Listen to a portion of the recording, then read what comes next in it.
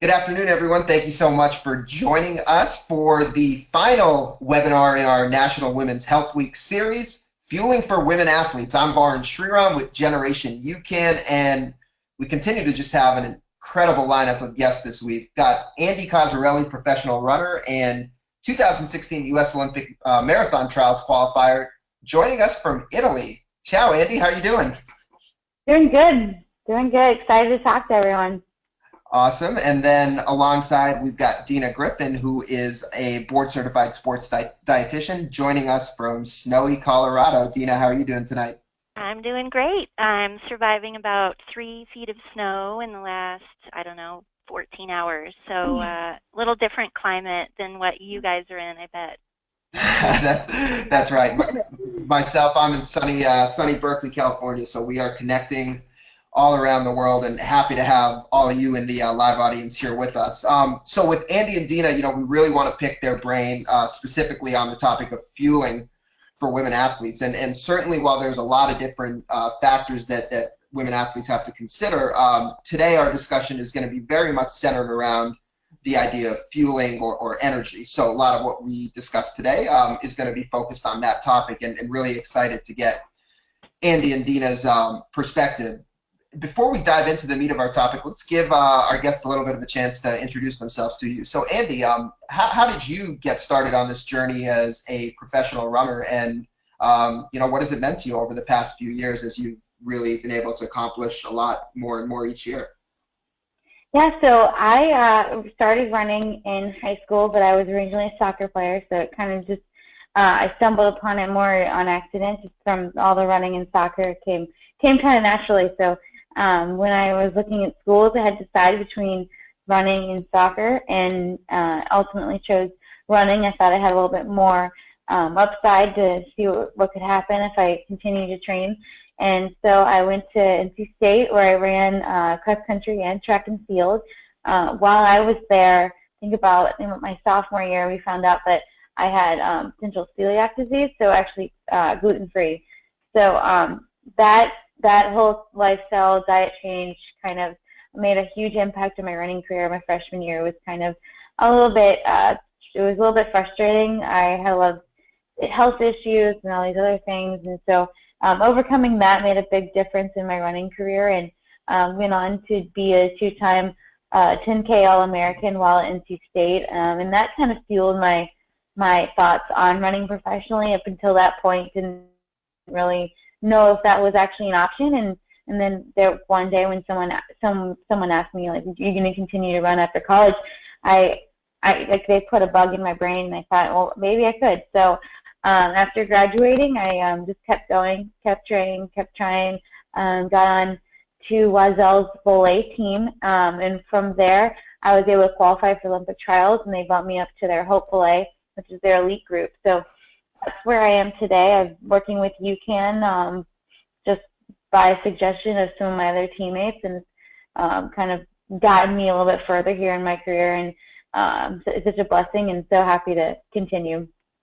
And Andie, you've been somebody, you mentioned this is part of your story, that has been always very focused and in tune with nutrition. Wanting to understand nutrition, really blogging about nutrition, sharing your experiences and your challenges with nutrition. Did that interest and passion for nutrition come from what the incident you had in college where you had suspected celiac and got put on a gluten-free diet? Is that where it really started, or was it something that you always were paying attention to? Yeah, so it mostly just started then. I am up until that point, I just ate what I wanted and what I was hungry for. But then when I kind of actually saw the impact that food could have on my performance and my overall well-being and how I was feeling, I kind of realized that how you fuel can make a larger impact than you even expect. So even if you're running well, just eat off of cake and cookies and things like that, you don't even know what you could be doing if you were eating the right things. And so I learned that just kind of a reverse way to how important it actually was.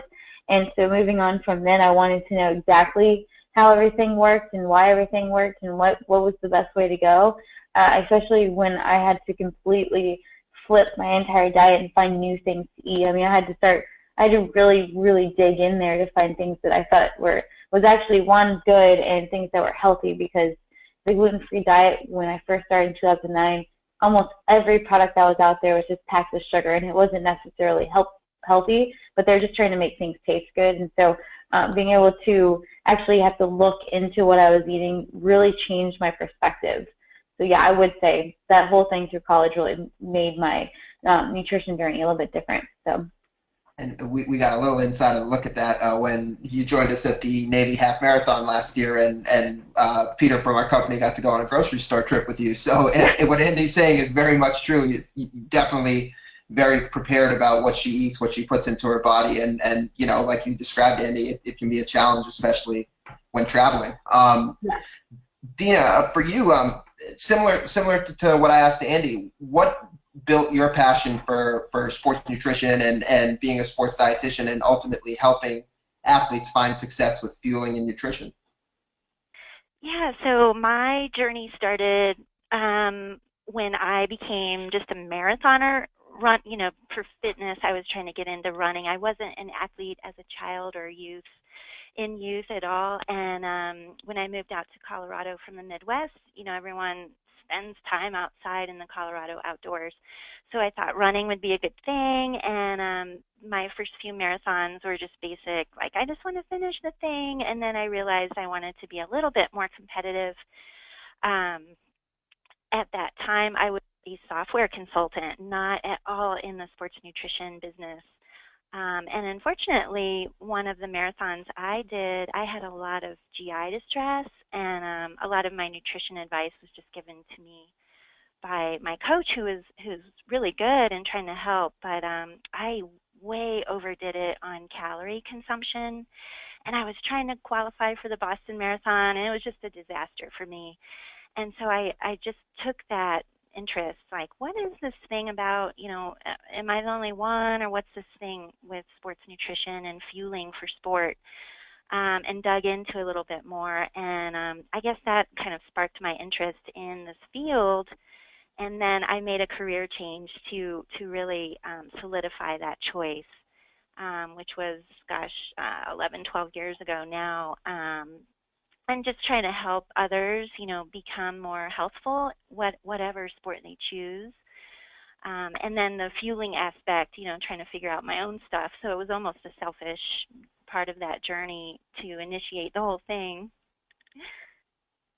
So really fascinating, and you come at it from, we're going to talk about the fueling challenges for athletes next, and you come at it as an athlete who experienced fueling challenges. I actually, Dina, in all this time we've spoken together, I think that might be the first time I've heard that exact story, so I didn't know that's how you got into it. Well, it's like kind of bad memories for me. But like Andie said, almost we don't know things until we try or have to try something different. And, my story is a little different than hers because she was forced to for health reasons and, pain and all of that. Whereas I was just, almost embarrassed by it. So, yeah, different reasons to make changes. But once we do, and I know we'll talk about this more, but even in this series that the company, the UCAN company, is hosting this week, there's so many unique stories like this for all of us gals. The journey is different for each one. Absolutely, and I'm excited to dive deeper into this with you and Andie and get people to see what they can understand and learn from what you guys have experienced. So Andie, let's dive right into some of the big fueling challenges for athletes and for women athletes. As you have gone on this journey as a professional runner and your training has increased, you're aspiring to reach a higher level. What are the biggest challenges that you face just on a day-to-day basis when it comes to fueling your body, making sure you're consuming enough, consuming the right things you need to be able to execute those workouts and training? Yeah, so I think one of the biggest things is just getting the fueling the level that you need it to be, because a lot of times you think like, oh, I should eat a little bit less so that I can run fast or things like that. But you're actually more beneficial if you're actually getting the adequate calorie nutrient intake, and the carbohydrate sources need to be there, especially on your higher workout days, which is something that I've been trying to kind of master a little bit better, trying to up my fats, proteins, and my carbohydrates all at once so that I can kind of get my fueling exactly where it needs to be and keep my metabolism moving properly. My biggest challenge, I think, when I first started getting into the marathon stuff was the blood sugar control kind of thing, and it was a lot to, I think it had a lot to do with the types of carbohydrates I was eating and making sure that I was not eating solely simple carbohydrates. I needed to get some more complex carbohydrates and fats and things in there in combination to kind of help my blood sugar prevent it from spiking, because what was happening was I was starting runs.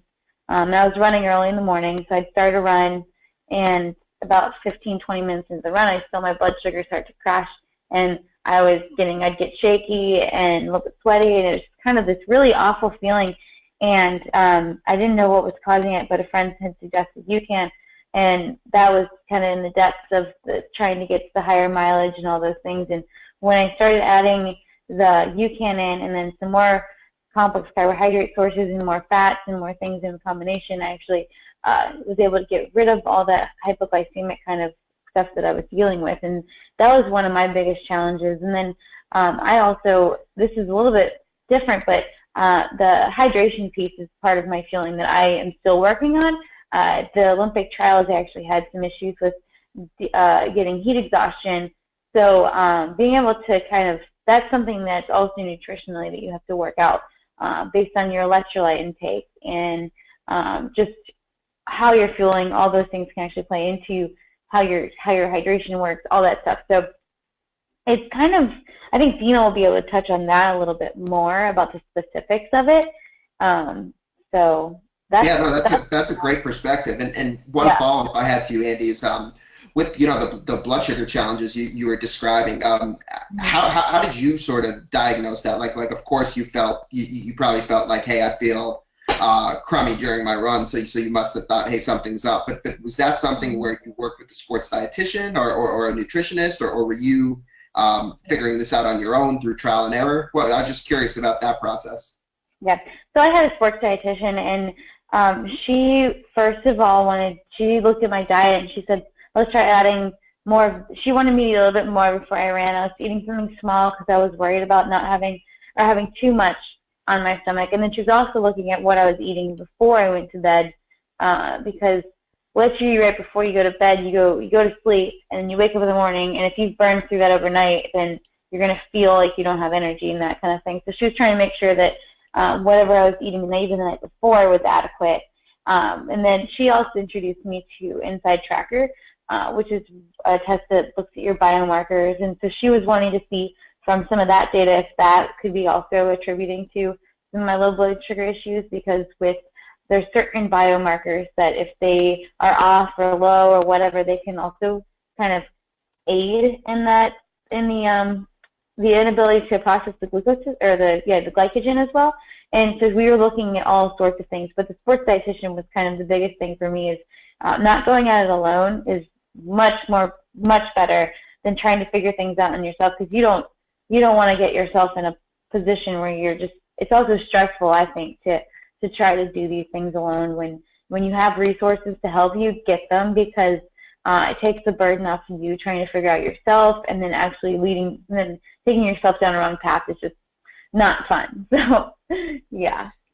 Dina, I can hear your smile through the phone as Andie says that. I'm sure. High five. Dina, how about for you? For somebody that works with many women athletes of all abilities and all age ranges, are there a few common challenges, or perhaps even challenges that are unique to women athletes that you hear about a lot? Yep. In fact, I wanted to show you guys a few glimpses of things I hear from all kinds of female athletes I work with. And this isn't just issues surrounding our workouts. It's also just everyday nutrition, signs and symptoms of issues going on that do relate to the foods or the ways in which we nourish our bodies. So some of the things, like cravings for sugary items, which may or may not, relate to stress or time of the month or just habitual eating. things like no energy, gaining weight even though I'm working my buns out, my buns off. I'm training so hard and I don't understand how I'm gaining weight. There's a lot of still this fat phobia that exists, I think, among the female athlete population, especially, well, it's kind of twofold. I mean, from the maybe my generation, like the 40 and older crowd, there, we were raised that fats were bad and going to make us fat. But certainly the high school cross country and track female athletes I've worked with, there's still a lot of that being taught by coaches and parents, sometimes unfortunately. And so there's just a lot of issues here, and not all of these things are unique to female athletes. It's just I commonly hear these things from female athletes I work with, and so there's a lot to be appreciated here in terms of how we eat, what we eat, when we eat, the types of foods we put together. And so I just wanted to highlight that, just more of a appreciation aspect, that it's not so straightforward, but we're not doomed either. There is an answer. And then even with the training nutrition challenges, like what Andie was alluding to, a lot of misconceptions about fasted workouts, do I eat before, or how long can I go fasted in the morning before I need to fuel? Women having trouble building lean muscle mass is an issue. So a lot of this comes to, again, just someone like me taking an outside eye and professional glance and assessment to see, what are all of the challenges, what are all of the issues, and for someone maybe like Andie, what's the medical status? What's your overall health right now? What are we dealing with in terms of sensitivities, allergies, autoimmune conditions, thyroid problems? During training and racing, are there other issues like GI distress, which I personally experienced way back when? And then the fueling challenges in terms of the choice of fueling that we all have, the timing aspect, the composition of the calories, and on and on. I mean, I could ramble on for an hour about all of these issues or aspects that we all have to address individually. Dina, several of the things that you mentioned, both from a daily and training nutrition standpoint, I'll flip back to the daily nutrition slide, whether it's,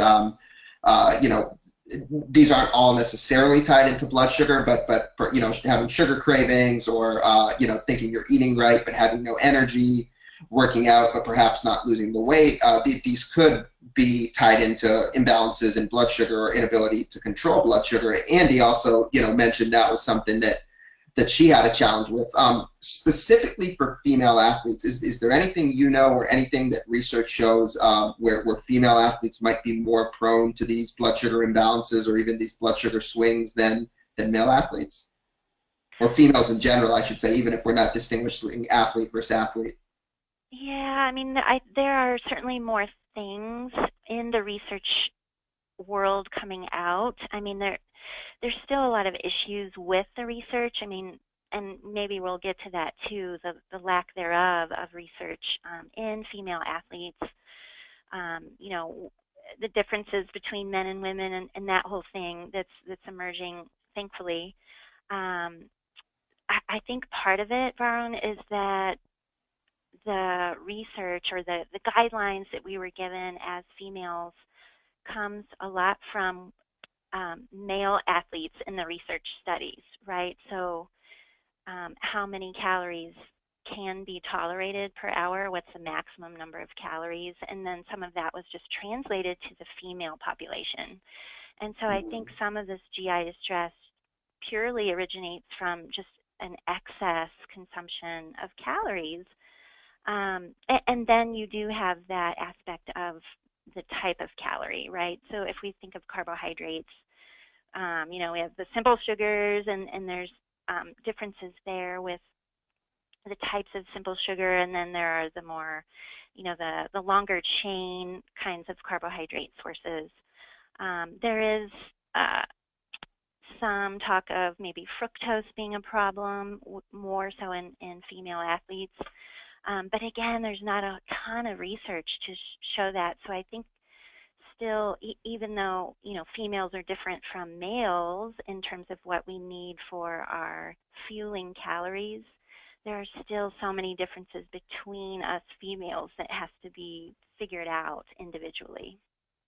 Andie, when you look at some of the things that we have up on the screen, or that Dina was talking about, are there some of these things you look at and say, I can connect with this. I've been through that, or I've had teammates that have been through that. Yeah, no, definitely. One thing that I also hear, I think a lot of teammates deal with is the post-workout, post-run kind of feeling kind of stuff. I think a lot of people will just say, well, I'll just wait and eat lunch or dinner and, a couple of hours after they run.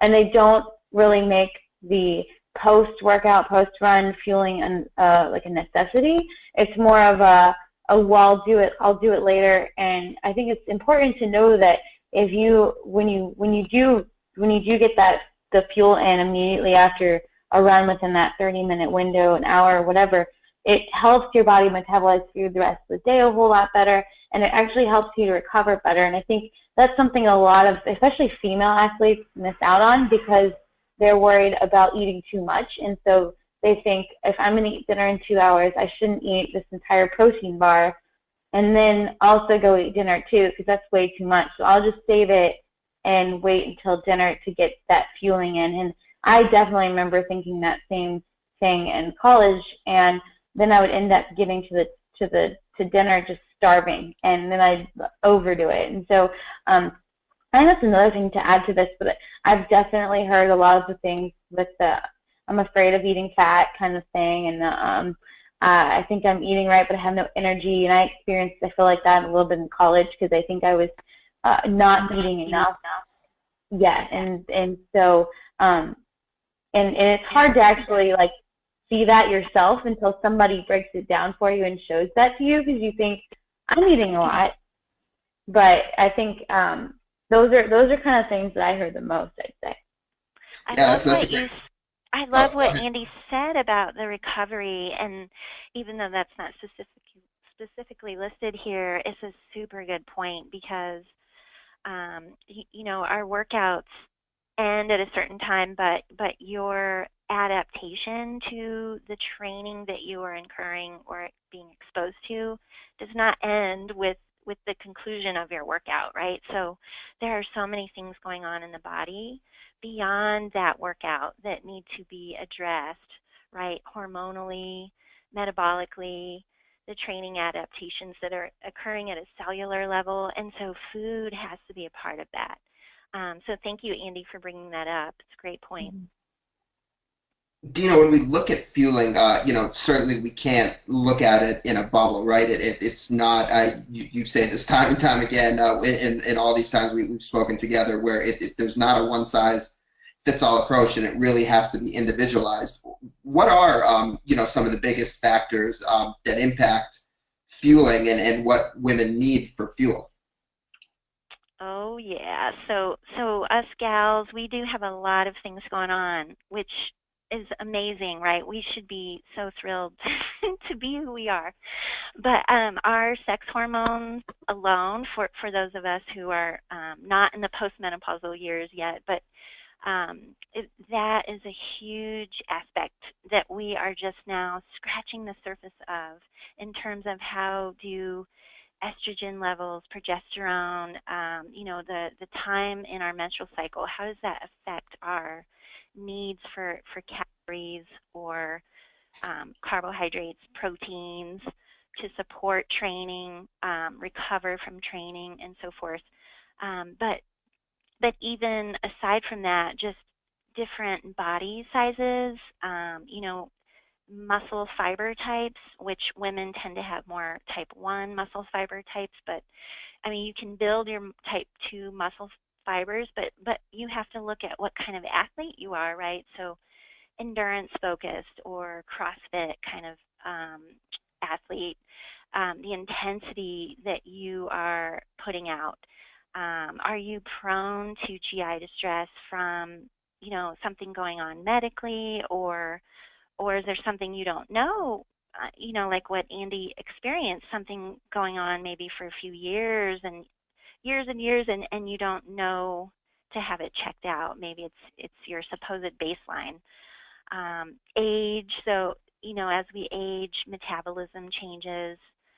We have to work really hard to keep our muscle mass or prevent its decline. So gosh, there's a lot going on here that determines our needs. And again, that's the broken record part of me. Like, we're all so different. Each woman is different in our stage of life. And then all of the things going on inside the body. Andie, as we kind of wrap up this portion of the conversation around fueling challenges, another thing kind of separate from what we've been discussing so far is certainly just the challenges of fueling when balancing, other responsibilities. And you're training at a very high level. You're also an athlete that's working a full-time job. So can you just kind of take us through that, just how you balance that challenge of training at the level you're training while also balancing working full-time, and how you have to plan and prepare your fueling under those circumstances? Yeah, so I think that was huge, a big factor. And when I was marathon training especially, it's kind of figuring out when you need to forgo that extra run because you're maybe a little bit physically, mentally exhausted from a long day, and where you striking that balance between, am I doing too much and am I not doing enough, and really working to keep that stress level kind of in the middle. And that's hard, especially when you're going all day and you're getting the training and trying to fit other things in all on top of that. But it just takes a lot of discipline, and then also very organizing and planning your fueling. So I used to pack my lunches very specifically, and I'd pack all my snacks, and I would make sure that I had a protein source, a fat source, and a carbohydrate at each of my snacks, and then my dinner and my lunch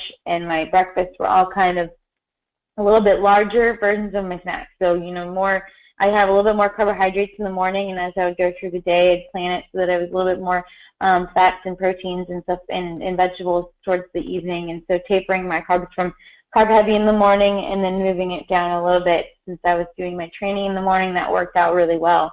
And so it definitely, though, it takes a lot of decision making, because just because your schedule says to do 10 miles in the morning and then double and do some more in the afternoon, and then also do strength training on top of that, I think if you're already if you're mentally and running on fumes, then your body's going to be running on those same fumes. And so you may not necessarily need to, throw in all this extra stuff, because you're just going to be exhausting yourself beyond what you're going to be capable of, and it's not going to be beneficial to you to run those extra miles, despite what you think, despite thinking, I need to get 90 miles in this week or 60 miles in this week.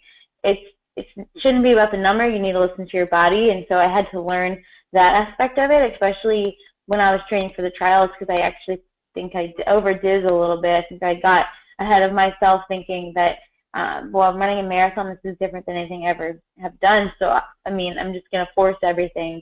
And it kind of shot me in the foot when the trials rolled around, because I ended up sick and overtrained and just feeling kind of drained. And I think it came down to just overdoing my body and not listening to it.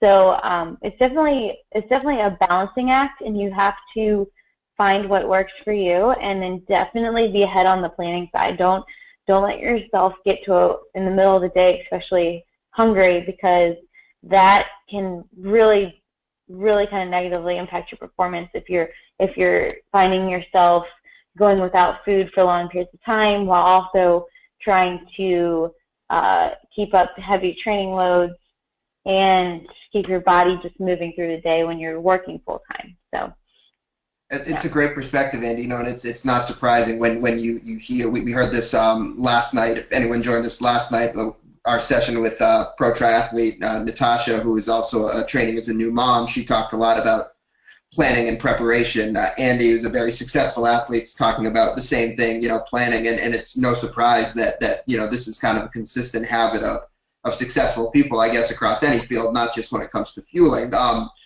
Dina, when you're working, with probably the majority, if not all of the athletes that you're working with are in similar situations to Andie, in the sense that they're also balancing, other full-time responsibilities, whether it's career or family, with training. How much do you stress, from a fueling standpoint, specifically planning ahead, being prepared, understanding what you need to do nutritionally for each training session or each workout?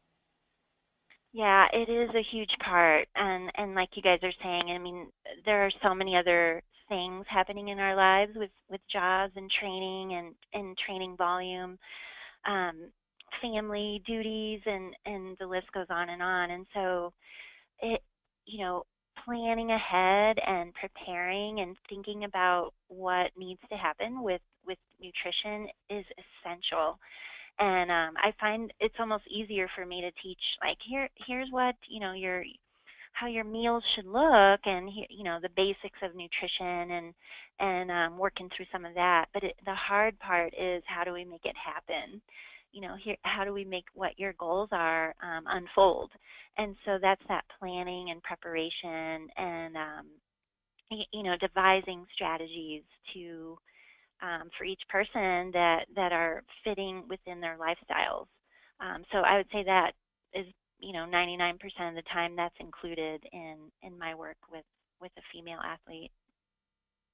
So, you kind of, again, Dina, transitioned us into the next part of the discussion, with, if planning is key, we can agree that planning is key, but how should people think about planning and preparation? So I want to chat a little bit now, spend a little bit of time on nutrition guidelines, and kind of, both get Andie's perspective on how she goes about putting together her meals in terms of the different nutrients. She's already spoken a little bit about that, but dive a little bit deeper into that. But Dina, first, from you, if we're looking at the slide macronutrient levels, what are some general reference points that women athletes can use in terms of nutritional intake when they're thinking about carbs, protein, fat, and total calories? Well, it's all over the place, which is a good or a bad thing, depending on your perspective. So nowadays, we've got a lot of the higher fat, lower carb approach, which is towards the bottom of that slide. And to the right, you can see the percentages of each of the macronutrients, so carbohydrates, proteins, and fats. Um, you know, there's no one single right way that works across the board, and that's probably pretty obvious to everyone listening. So you can do that experiment N of one, and adjust your own macros. I mean, you do need to understand a bit about nutrition in order to do so. But tinkering a little bit with one strategy or the other can be enlightening. Of course, it depends on where you're coming from. So, if you have medical things going on, such as prediabetes or type 2 diabetes or insulin resistance or some other metabolic condition, um, then the research does show that favoring more towards that controlled carbohydrate pattern, which could be more in that balanced top little row, or bringing your carbohydrates down a bit so it's not dominating your daily nutrition. Those things can work favorably for those metabolic conditions. But that doesn't mean that works across the board, or that everyone has to subscribe to that breakdown of macronutrients. I know plenty of female athletes who thrive on higher carbohydrate nutrition. Part of that may be their genetics, right?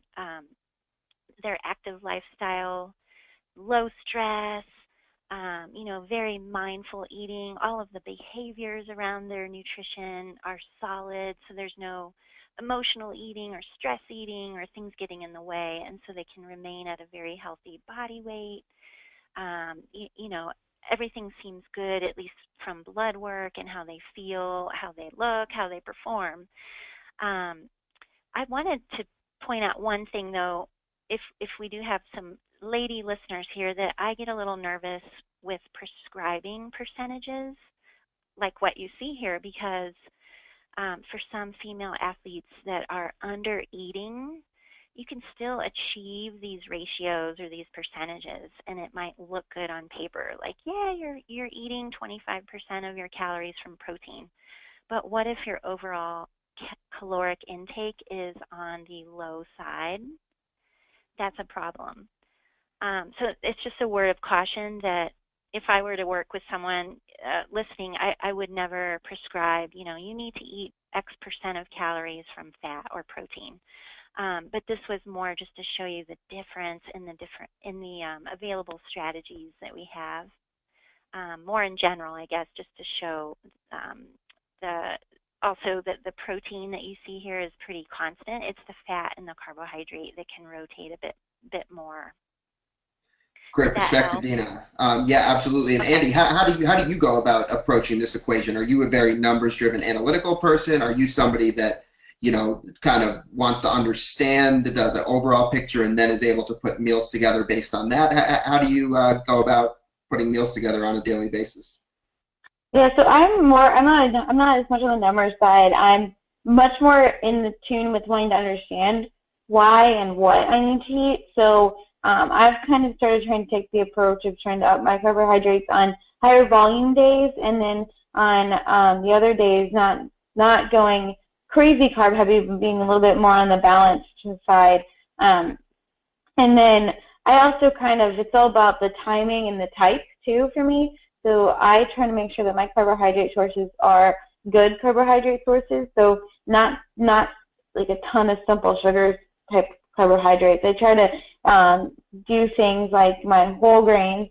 That's kind of what I try to focus on, getting most of my carbohydrate sources from the whole grains and things like that. And then making sure I get those proteins in almost immediately after runs to try to rebuild that muscle. So timing that in the right place, in the right time, and getting the carbohydrate with that to kind of help aid in that recovery process. So my whole goal is to kind of think of it as, how can I fuel to keep the system moving the most efficient way that it possibly can, so that everything can kind of naturally go through its own favorable cycle. So, because your body is smarter than you are. So what you put in, it's going to figure out how to use it the most efficiently if you're doing the right thing.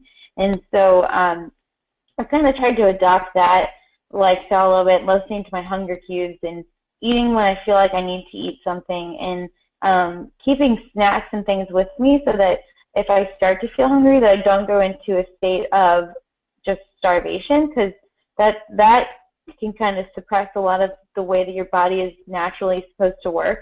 It can kind of put you into a different state, like a state of starvation, and then it holds on to food more, and it can be a little bit more counterproductive than you think. You think, oh, I'll just wait and eat a little bit later so I won't eat too much today. But it can also cause that whole aspect of your diet. And so I've tried to start making sure I've always got something on hand to eat whenever I need something. And that being said, I am big on using UCAN for snacks now. I keep a snack bar with me almost at all times. It's got a good carbohydrates. It's got a little bit of fat and a little bit of protein in it. So it's kind of like the perfect balance of nutrients for just in the middle of the day. If I don't want my blood sugar to be, going like on a roller coaster, which can be like the biggest kind of factor in affecting your diet. And so that's kind of where I've started coming at it from, is just listening to my body and doing what feels right and what it's telling me. And if something starts to not be coming to me as easily, like I'm starting to feel tired a lot and all these different things, going to my nutritionist and saying, what am I doing wrong, and can you explain it to me? So yeah, that's great. And Andie, you're talking about recipes. I'll send this out in the follow-up to all the folks listening, but Andie's got one of the best UCAN pancake recipes out there. UCAN banana pancakes with the cinnamon UCAN, which I tried for the first time this past weekend, and It's worth the try. Dina, one of the things that Andie said that caught my attention when she was talking about fueling was, fueling and eating in a manner to keep the system going. And one of the ways you could interpret that is eating or fueling in such a manner to control your blood sugar, right? When we talk about keeping the system going, keeping your energy steady, a lot of this is tied back into controlling your blood sugar. And what I wanted to ask you kind of centered around that, as we look at these different ways of fueling with the carbohydrate and protein balance, like you were speaking about before, whatever the approach is that works for different people, for almost everybody, the approach should be, or the recommended approach would be whatever approach gets them to a level that they can best control blood sugar. Is that one way you could think about it? Yep, for sure. And so those, if we aren't looking at nutrient timing, which Andie was alluding to, and I wanted to mention that coming up, but the timing of carbohydrates to support workouts. Aside from that, all of the other meals and snacks that we have in our day, that's every time we eat is an opportunity to balance blood sugar. And what may balance my blood sugar may be different for you and Andie and someone else. And there are ways to quantitatively figure that out with a blood glucose meter. But we certainly have other ways to determine that with other testing methods for athletes.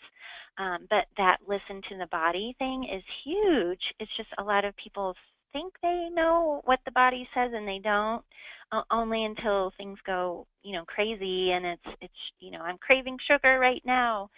But teaching the body how to, or you listening to what the body is telling you is huge in this whole journey of figuring out the right macronutrients or the right foods. We don't really eat macronutrients, we eat foods, right? So let's put together those foods that do the job well.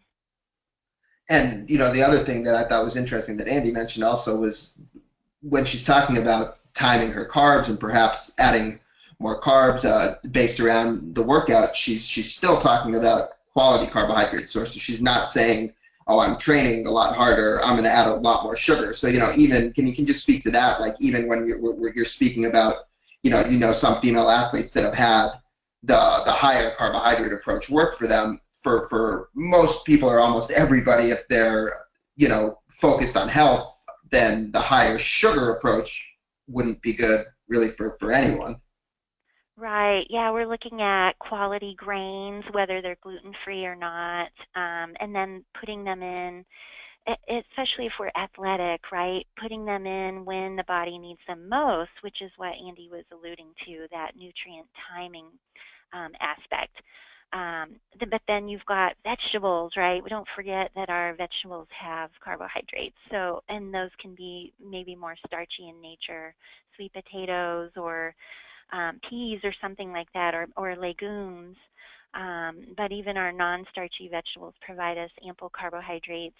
We might have to eat more of them, right, to get to the same amount of carbohydrates. But surprisingly to some, there are carbohydrates in a lot of different foods, like legumes and nuts and seeds and some of the dairy foods. So we don't have to rely on sugary foods to get the carbohydrate we need. Yeah, I think that's something that, a lot of people sometimes always associate carbs with sugar, but there's a really, a lot of quality carbohydrate sources that'll still help you sustain your energy and maintain your energy, like you and Andie have both spoken about. Dina, I wanted to just ask you one more and then move to just the final element of our discussion. You had a slide that was giving people some numbers, recommendations, and I know there's some variance to it, but if they're actually based on their own body weight, want to calculate, the different percentages or the recommendations on what they should eat, how do people go about doing that? Well, Vaughn, this slide is here because I don't like it. Okay, yeah, good. Well, So what's wrong with what people are kind of being put out there? Right. So the point here is it's not personalized when you log into MyFitnessPal, which no offense to that website or that tracker, but the questions that you're asked are very limited and it doesn't consider much at all. So the point of this slide is, yeah, carbohydrate recommendations are all across the board. 1 to 12 grams per kilogram of body weight. That's a huge variance. And protein amounts can be, you know, you can see there the difference and just maybe do your own little assessment, and fats, of course. But I think the point here is to be careful of things that are quantitatively driving your nutrition, your daily nutrition choices, because the numbers only tell us so much, right? It doesn't tell us how we're going to feel, how full we're going to be. I mean, you can learn some of those patterns as you go along. But it's really not personalized very well, and that's where we're headed in sports nutrition, is really personalizing it to your genetics, your body type, you know, what are your health goals, what are your performance goals. And so some of these ranges, bottom line is some of these ranges are just, can be way off, which kind of goes to the next slide, Varun, where it's better to look at quality of foods and like what Andie was saying, like what is the purpose of this food? You know, what do proteins do for me and why do I need them? When do I need them? How does that support my performance goals? Or what about the fat thing, you know, the carbohydrates? So this nutrition periodization concept comes into play when we're looking to tailor nutrition to an athlete's lifestyle. So for us gals, you know, maybe that are more recreational with our sport, we may not need as much carbohydrate. So the plate of food may look a little different than comparing to Andie's, you know, big training week of 80 miles or 100 miles or something, where she may need more carbohydrates and her plate of food may be proportioned differently. But we're looking at quality, right? What's on the plate? What does it do? And we're not necessarily so obsessed with how many grams of carbohydrate is in this meal. It's more what the purpose is and does it support my training and what I'm doing this week with my training. Makes a lot of sense. So as we're talking about, you know, quality of carbohydrate, and you know, Andie's alluded to UCAN a couple times, and from a fueling standpoint, you know, these more slow burning quality carbohydrates are what are going to support energy maintenance and blood sugar maintenance. And I just want to take a few minutes to just tell folks in the audience who don't know much about UCAN what it is, and just ask Andie and Dina just a couple questions about their experience. So what's unique about UCAN is its ability to control blood sugar and to stabilize your energy levels. And the way we do this is with a really unique energy source, or a unique carbohydrate source that we call superstarch. And basically this superstarch was developed originally for kids with a very rare metabolic disorder. So our founder's son, JONAH, suffers from something called glycogen storage disease, where these kids get severely hypoglycemic, you know, kind of what Andie was describing for a different reason for her that she was experiencing during her runs, but that blood sugar dropped significantly, and they have to be fed every 2 hours to maintain their energy levels. They had a genetic defect where they couldn't metabolize carbohydrates into sugar to give them energy. So for the first 8 years of his life, JONAH was being fed every 2 hours, 4 times in the middle of the night, to sustain his energy, to sustain his blood sugar. As you can imagine, an extremely stressful life for his family. His parents were waking up multiple times during the middle of the night to feed him. So they really spearheaded a lot of fundraising and research for what they essentially were looking for, was what they call the world's best carbohydrate source, which was something that would break down slow and steady over time, maintain blood sugar for an extended period of time, and keep JONAH's energy steady throughout the night. So ultimately what they found after years and years of testing and research was that starting with non-GMO cornstarch as a starting ingredient, they put it through a very specific cooking process, which is heat and water. And the way the starch is cooked over a significant period of time slows the breakdown of the carbohydrate, slows the rate at which the starch metabolizes into the bloodstream, and causes it to be a much longer lasting, sustained source of energy. So we go back to the first slide that I was showing, that really gives you an idea of what UCAN does. Instead of taking in, a carbohydrate source, whether it's an energy drink or an energy gel, even a banana or a carbohydrate-rich food, some type of fruit that's very sugary, instead of having that prior to exercise or during your day when you're feeling a lull in energy, this UCAN, which comes in both powder and bar form with the super starch, will be a much more sustained and steady release of carbohydrate that'll maintain your energy levels. So Andie, I want to start with you. You told us how you heard about UCAN through a few of your teammates. Kind of take us through how you most frequently use UCAN for a training session, and then how you might most frequently use it as part of your daily routine for energy. Yeah, so before a lot of my harder workouts, I definitely take in a packet of UCAN, and I mix it with, I actually prefer, as Baron alluded to, I like to cook. I like to be able to eat my food as opposed to drink it. You certainly can shake it up, make a shake out of it, but I prefer to eat it. So what I've been doing lately is taking a packet of UCAN, mixing it with a tablespoon of peanut butter, and about 2 tablespoons of water, a little bit less than that, and then just mixing them up into little balls, and then I can eat those. And I actually will also use those on the run, and so that makes it actually easy to transport. So that's before the run, I use it that way, and then afterwards there's the UCAN with protein. And I try to, especially after my harder workouts, get a packet of the UCAN with protein in almost immediately after. And then that has about, I think, 11 to 12, 13 grams of protein in it, something like that. And then, so I'll eat that immediately after, and then try to eat lunch within 2 hours after that to get the rest of my protein needs and carbohydrate needs from, like whole food sources. So things like that. So what Baron is showing on the screen now with my Gin UCAN bars is they actually mix some of the chocolate UCAN super starch with some of my favorite protein powder that I use, Bipro, and then mixed that with peanut butter and made a bar out of it. And it's got about 250 calories, 15.5 grams of protein, so it's pretty good for that. And that's the kind of stuff these were raw, so I didn't have to cook them. And I make sure to eat those immediately after, because the super starch actually helps you to extend that life of the recovery window, so you can get a little bit more recovery from food that you continue to eat throughout the day, so that even after that crucial 30 minutes post-workout, with the super starch, because it's able to, the way it works with your blood sugar, it's able to expand that window so that you're recovering from more that you're eating later. So.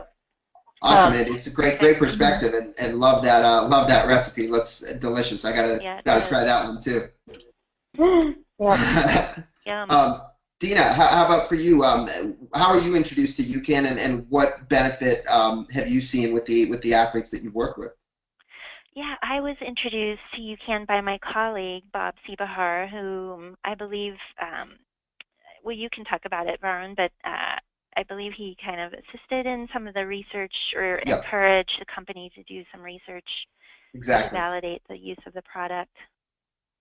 That's exactly right. I know Bob was when we had the super starch for JONAH's purpose, was one of the first. He was the director of sports nutrition at the University of Florida at the time in 2008, and was one of the first gentlemen that we reached out to, kind of just asking to evaluate what we had, and was the one that told us, look, what you guys have is really fascinating, but we have to see some research on athletes, which ultimately was what I was showing in the last few slides. Right. So, gosh, I mean, that was, I think, early 2011 or late 2010 when I first started working with Bob.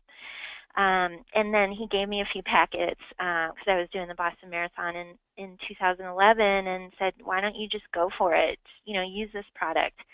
And so I got to try it out, firsthand, and fell in love with it myself. And it's part of my staple for the stuff that I do. But for my athletes that I work with, I've seen great benefit with all angles. I mean, even weight loss being used as a tool to supply quality calories, control blood sugar, and like what Andie's saying, you know, you can make it into edible goodies, even the powder forms, right? So bars or bite or different kind of smoothies, just really satiating, and then using it around workouts. So it can be very beneficial and is very beneficial as a pre-workout fueling option. Some of my ultra people, my ultra runners and my long course triathletes use it during their events and races, and then certainly in that post-workout window, yeah, we continue the fat burning, improve recovery compared to a lot of the other recovery products out there on the market. So numerous benefits. And Dina, I know you can't see it. I know you're on the phone with us, but I'm showing as you were talking about making your own UCAN recipe, the UCAN balls that you made for Leadville with the plain UCAN. So I know that you two are somebody very talented at cooking and making crereations out of your UCAN. I think we need a cook-off. No, I think we just set the stage on this session for the first ever UCAN Bake Off or UCAN Cook Off. No question. Awesome. We got a lot of talented folks that can enter the mix. So, Dina, one thing I wanted to ask you, just in what you were speaking about, and what Andie touched on a little bit, the stabilization of blood sugar levels in that recovery window. What's the significance of that? I mean, I guess for women athletes, for any athlete in general, you know, we always think about emphasizing the protein for recovery and perhaps the carbohydrates pre, but what's the benefit of a quality carbohydrate source that'll control your blood sugar in that post-workout period? Well, yeah, with the UCAN Super Starch, we're actually continuing that process of mobilizing fatty acids. So we're not shutting off or turning down that process. And so that is really beneficial not only for inflammation or controlling inflammation, but just looking for those further adaptations that occur, you know, at a cellular level. We're not even thinking about that stuff as athletes, but that's what's going on. You know, just teaching the body, but at that cellular level, to continue to become more efficient at using fat as an energy source. So that happens before our workout begins, during the workout, and then it does not stop after that workout has concluded. It keeps going, and so a product like UCAN promotes that. So you know, that's what we want. And, you know, what was interesting is Dr. Cafiecco, who's on with us a couple of these previous sessions, you know, she's presenting some research that was showing that women, especially in that recovery window, are more susceptible to turning off that fat burning ability if they're dumping a lot of sugar or a lot of high glycemic carbohydrates into their body. That is very true. And that is a difference between men and women, by the way. So men can keep that fat burning window going for upwards of 20 some hours, but women, it doesn't work that way with women. So we need to do what we can to extend that window. And I think what it kind of is interesting, Andie is talking about extending the recovery window and kind of like the super starch being able to maintain that blood sugar and energy level for a longer period of time. So you're, a lot of times we equate energy with we're putting something in, we might not be able to utilize that as well, but that's really one of the unique elements about the UCAN in that recovery period. So Andie and Dina, really appreciate your guys' time so much great insight from you both. I just want to touch on one final point before we sign off. You know, with a lot of the information you've presented and a lot of the things that that women athletes should consider, you both have alluded to testing and kind of understanding what's going on. Andie, I know that you've, you know, you're a proponent of testing. What type of testing, just from your perspective, is important, and what markers do you look to measure when you're getting tested?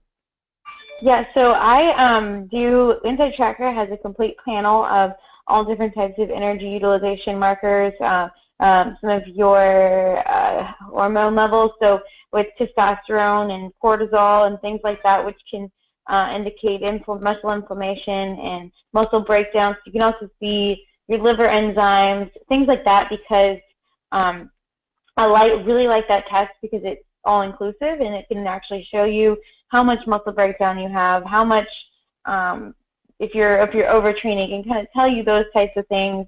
And then so I like to look at that stuff because the cortisol, like if your cortisol is high, then that means your stress level is high, and you kind of need to figure out ways to kind of manage that. And the testosterone piece too, if it's low, having a big testosterone to cortisol ratio can kind of be an indicator of overtraining. And I think a lot of times we think more is better, but it's not always better, and it's kind of finding that fine line. And from what I've heard, it actually happens a lot more with recreational athletes getting a little bit more of the overtraining symptoms and not knowing it, just because they're doing everything and anything and not knowing why they're doing it. And then the other thing that I look a lot into is the iron, so ferritin levels, hemoglobin, hematocrit, those types of things, just because I think a lot of women actually do have issues with keeping that ferritin level in balance with our hormone cycles and things like that. It's constantly changing, and so, but it has a big impact on performance and energy levels, and so that's kind of the one that I really pay close attention to. I've been known to have my level go up and down, so I try to get it tested about 3 times a year to try to see if it's moving, if it's going up, if it's going down, and then also to see whether or not I'm absorbing it. And so this most recent test I had done, I was not absorbing my iron as well because my iron stores had gone up, but my ferritin had gone down, which means that it's not being absorbed by my body. And so that kind of was an indicator of, okay, so what's happening right now in my gut that's preventing the absorption, that kind of stuff. So I think the other levels that I also pay attention to are like things like vitamin D, vitamin B12, because those are also energy utilization type things. And beyond that, every time I've gotten tested, I've seen what my I guess my problem areas are and what levels that seem to vary the most or seem to be the lowest. And so those are the ones that I'll focus on, trying to make sure that I keep them in a range that's acceptable and optimal for my body, because as Dina had mentioned, it's so different for everybody. Some people are able to keep their levels at one level and feel totally fantastic, and some people at that same level won't feel as good. And it's so different for athletes and people who are training as endurance athletes than it is for your everyday individual. I think someone with a low ferritin level who's not working out may not know if their ferritin levels are low, but when you're working out, it can be something that makes a big difference. And so I think it's definitely something to always kind of pay attention to and know where you're at. I don't think it's good to start supplementing with things if you don't know why or where you're at to begin with. And so that's kind of my perspective on it. Cool. And Dina, how about you? In addition to what Andie said, what tests, for the athletes you work with, if they're going to invest in a few of them, what do you suggest they do? Yeah, I am a big fan of the blood biomarker testing for the reasons that Andie mentioned. It's very insightful, and we can adjust nutrition as well or adjust supplementation. Also enlightening for coaches who, if they see certain markers that indicate an athlete isn't recovering as well or tolerating the training load, then some adjustments can be made there. I'm also a big fan, of course, my little bias plug here, but metabolic efficiency testing for, especially for my female athletes that have had issues with GI distress. It's basically a way to see how the body is using fat and carbohydrate at different exercise intensities. And it can tell us from a calorie perspective better ranges or what's appropriate for that particular athlete, or if we need to adjust daily nutrition to affect how the body is using fat as an energy source. And then for my athletes that are doing races in very hot and humid conditions and they're having issues with that hydration aspect or electrolyte fine-tuning, the sweat sodium testing that we offer is very insightful. It's changed a lot of athletes, race outcomes, knowing the concentration of sodium in their sweat and learning how to do their own sweat rate testing to match and pair up the the two points to fine-tune their own electrolyte amounts and make sure that they're spot on with their hydration. Awesome, Dina. And so as we wrap this up, I really want to thank both you and Andie for your time. Dina, I'll start with you. Just anything else you want to add before we get out of here? And also, if for folks that want to, perhaps want to work with you or are intrigued to learn more about the metabolic efficiency concept, first off, just on that, I wanted to mention that, Dina and I have done a webinar that's exploring metabolic efficiency further that you can search for on YouTube. If you just search metabolic efficiency Dina Griffin and UCAN, you can check that out. It talks a lot more about that concept of fueling and the whole element of controlling blood sugar. But yeah, Dina, any closing thoughts, and how can people work with you more?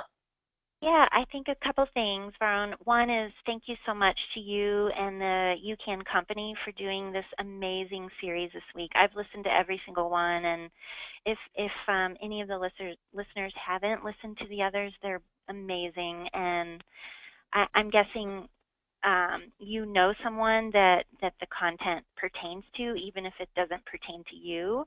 So pass it on. It's amazing. So thank you for that and this opportunity to talk about the female athlete and fueling aspects. My email address is Dina, D-I-N-A, at energyperformance.com, and that's spelled E-N-R-G, performance.com. And I actually work with athletes all over the country by phone and video calls. And if you're ever in the Boulder, Denver area, look me up and we can get some testing arranged. Awesome, Dina, and I'll be sending out Dina's contact info in the follow-up with this recording, so you guys who didn't get a chance to write it down can get it there. Andie, just huge thanks to you two. I know we're pushing past 2 a.m. in Italy where you are, so I'm sure you're ready to get to bed. Just in closing, how can people stay in tune with your running, follow you more, and what's next for you? Yeah, well, so yeah, thank you also for putting this on, and you can for kind of getting this all together. I think this is a great series it's just kind of showing the difference between men and women and how important it is to fuel right. And so, yeah, so my, if you want to follow me on Instagram, my Instagram is Run for a Cause, and it's RUN for ACOZZ. You can follow me, and I have my recipes and things up on there. You can get a link to my website as well, which is www.runforacause.com. So basically my Instagram just as a web page. So I'll have my recipes up there. I have some just everyday tips and things that I do. I have some race stories, just things that you can learn from. And so that's kind of my contact information. Coming up, I've got a race I guess 2 weeks after I get back from Italy. I'm going to be racing the Gary Bjorklund half, and then not sure what from then on, but I do know that I'll be racing the CIM marathon in the fall for my second marathon. So looking forward to that. But that's all I got right now. Awesome. Sounds great, Andie. You'll be up in my neck of the woods in Northern California, so look forward to hopefully seeing you at CIM. And just big thanks to everybody who's sorry, Dina, go ahead. Oh, no, I was just saying that's an awesome race. I hope all goes well, Andie. Thank you. Thank you. If I'm ever in Boulder, I'll have to touch base. Yeah, do. It's really been special having, like Andie and Dina both alluded to, all these great educated perspectives on all different elements of women's fueling, women's athletics, women's health and fitness. So strongly encourage everybody, like Dina mentioned, that there's probably something for everybody in the sessions that we've had this week, and we really couldn't do it without the folks who've been so generous in giving up their time. So for that, I just want to thank everybody who's joined us for National Women's Health Week. I'm Varun Sriram from Generation UCAN for Andie Cozzarelli and Dina Griffin. Just want to thank you guys so much. Have a great day, and stay tuned for more exciting content in the near future. Thanks a lot, everyone.